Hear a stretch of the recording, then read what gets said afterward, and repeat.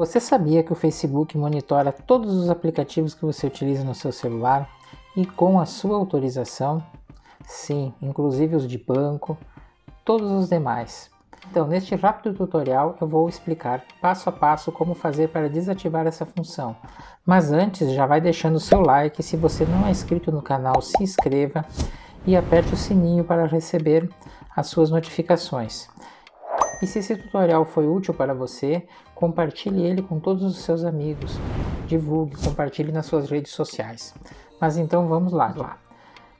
Aqui onde tem nessas três listinhas dele, você vai clicar e vai entrar aqui embaixo em configurações e privacidade. Nas configurações, você vai entrar de novo em configurações.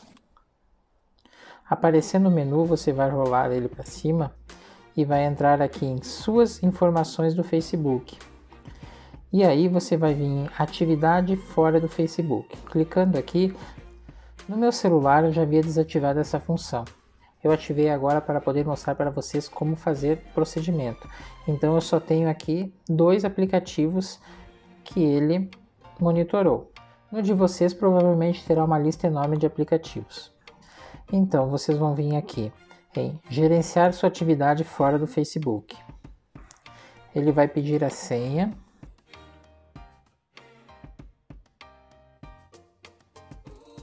E aí vocês vão entrar nessa página aqui, sua atividade fora do Facebook, e vocês vão ter que desconectar o histórico.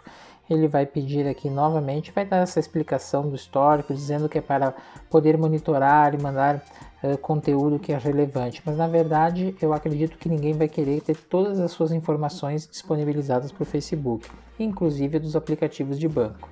Então desconectar histórico, certo.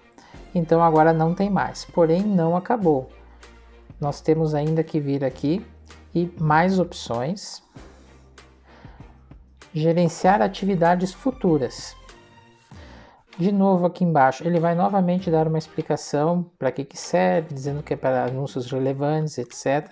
Mas vocês vão vir aqui embaixo de novo, gerenciar atividade futura e atividade fora do Facebook futura. Vamos desmarcar essa atividade.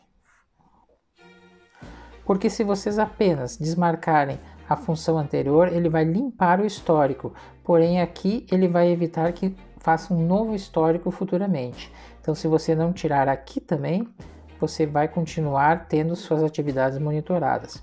Na verdade isso aqui está muito bem escondido e é toda uma atividade para que ninguém consiga desativá-la facilmente. Aí é só voltar e pronto. Agora você não estará mais sendo monitorado pelo Facebook. Então não esqueça, se você gostou desse vídeo, divulgue para o máximo de pessoas possíveis. Valeu, muito obrigado, até a próxima.